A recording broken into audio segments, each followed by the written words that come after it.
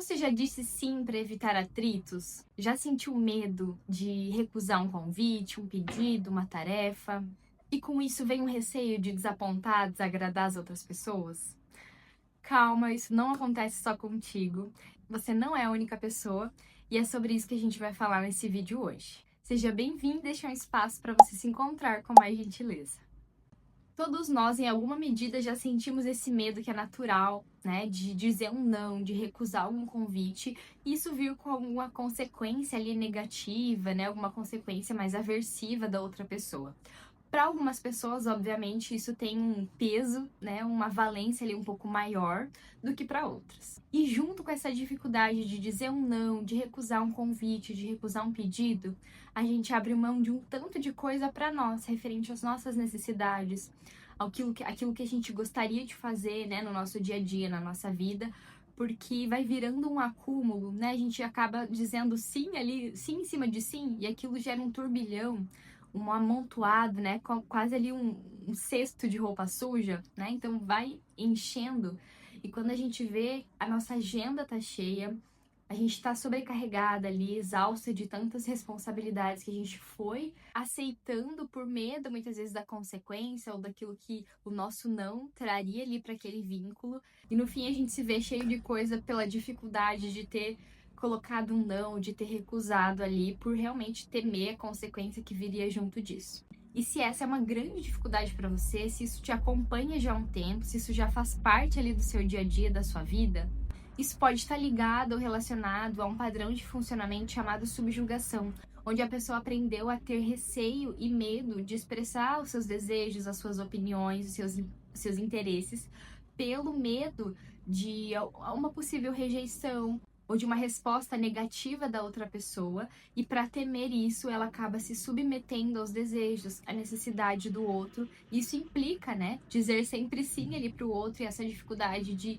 negar muitos pedidos, negar muitos convites. Isso leva a essa contenção das emoções e de expressão de necessidades. Então eu acabo suprimindo, né, aquilo que eu sinto, aquilo que eu preciso, não consigo me expressar de uma forma autêntica e verdadeira. Isso pode vir implicado ali de medo e de culpa, muito baseado nessas experiências que você teve ao longo da vida. Então, muitas vezes, um medo de expressar aquilo que você gostaria, aquilo que você está sentindo, por receio de perder aquele vínculo, né? De ter ali uma rejeição, de ter uma punição até mesmo, ou uma crítica. E mesmo quando não se tem, talvez, uma ameaça, não se tivesse uma ameaça muito visível, né? Real, explícita, o desenvolvimento interno que isso foi causando, de muitas vezes você se sentir culpada, né? Ou se preocupar em prejudicar o outro, expressando ali os seus limites ou expressando as suas necessidades. E além desses fatores voltados, né, para nosso desenvolvimento, para nossa história de vida, para as nossas necessidades emocionais,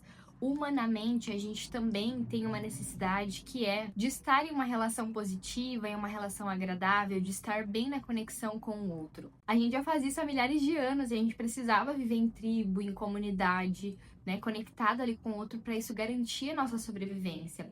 Então, esse fator de pensar em dizer um não, de recusar, e associado a isso, esse receio de desagradar o outro, ou de perder o vínculo, de perder a conexão, né, de ter uma resposta ali negativa, isso ameaça a nossa conexão, a nossa ligação com a outra pessoa, com, né, um ser humano, e isso também alcança e atinge esse aspecto, né, do nosso desenvolvimento enquanto espécie também, de uma necessidade que é humana. Então, em linhas gerais, muitas vezes o sentimento de culpa vem desse lugar de não querer prejudicar o nosso relacionamento com o outro. A gente muitas vezes diz sim e se arrepende por horas, por dias, por meses ou até por anos.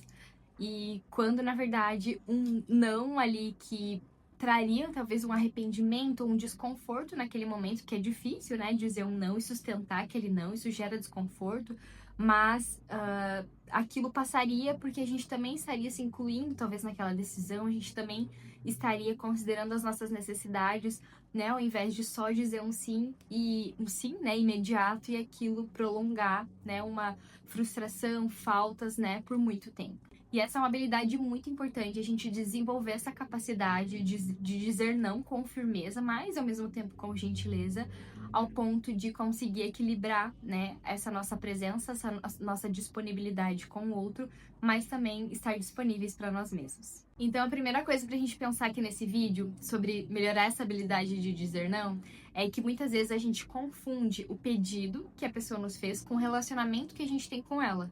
Então a gente acaba dizendo sim pensando na relação. Então eu digo sim para evitar um conflito na relação, para evitar que o outro fique, né, descontente, desagradado e fique, sei lá, bravo comigo, e isso prejudica o nosso relacionamento. Então a gente baseia a nossa resposta na relação e não no pedido que aquela pessoa nos fez. Então, quando a gente separa o nosso relacionamento com aquela pessoa com o pedido que ela nos fez, isso nos ajuda muito a ter mais clareza em relação à situação, aos fatos e a poder tomar uma decisão mais completa que também nos inclua.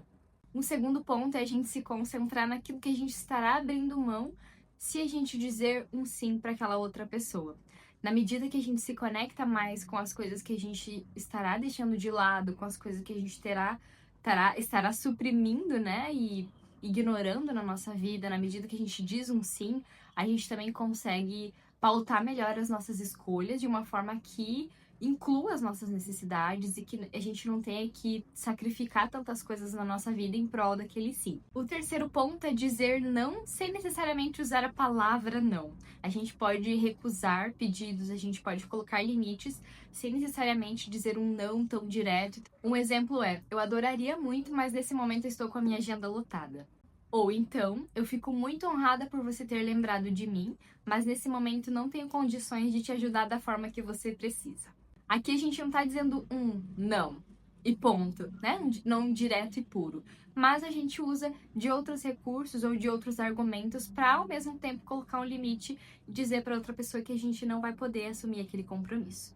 Mas é claro que, e agora que a gente já entra em outro ponto, às vezes no início a gente vai precisar treinar um não mais direto e um não puro, né? Sem ali tantos outros argumentos, para realmente a gente sair desse ciclo de sempre dizer sim, de sempre se submeter, de se sobrecarregar ali com muitas demandas, com muitos compromissos, pela dificuldade por não conseguir ter recursos, né, para dizer um não.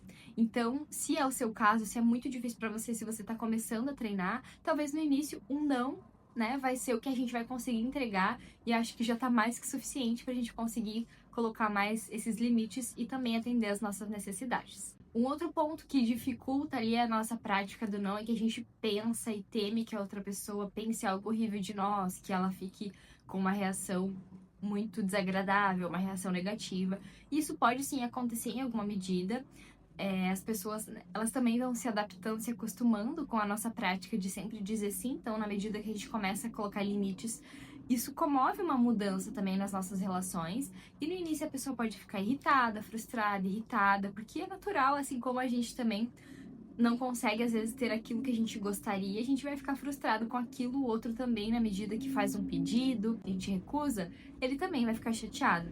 Mas em seguida, isso vai causando e vai passando essa mensagem pro outro de que a gente tá escolhendo muito bem como a gente quer utilizar o nosso tempo, de que a gente também tem os nossos limites e, né, que a gente tá sendo íntegro ali consigo mesmo.